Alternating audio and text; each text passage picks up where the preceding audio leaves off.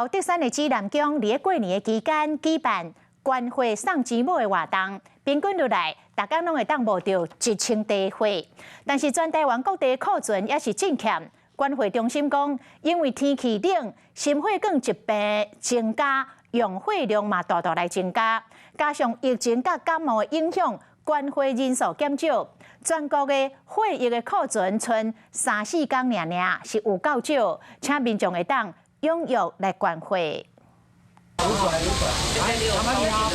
真个乡亲排列立定期要关会，南投指南宫配合关会中心办关会送钱母的活动，民众的反应真热烈。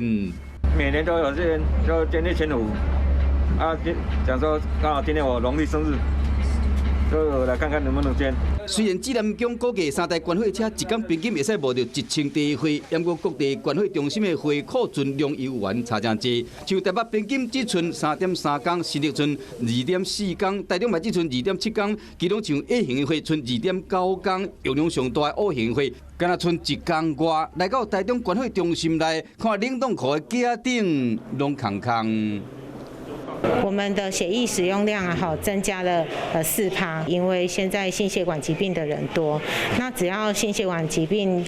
来的话，就是常常就是会需要开刀，或者是主动脉剥离的人，他输血的数量都会蛮多的。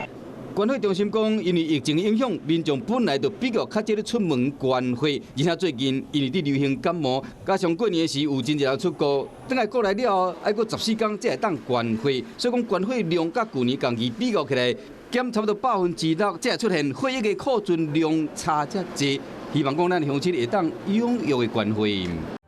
我是吴一璇，想要收看最新第一手的讯息，赶快加入华视新闻 YouTube 频道，按赞，开启小铃铛，最专业的主播群说新闻给你听。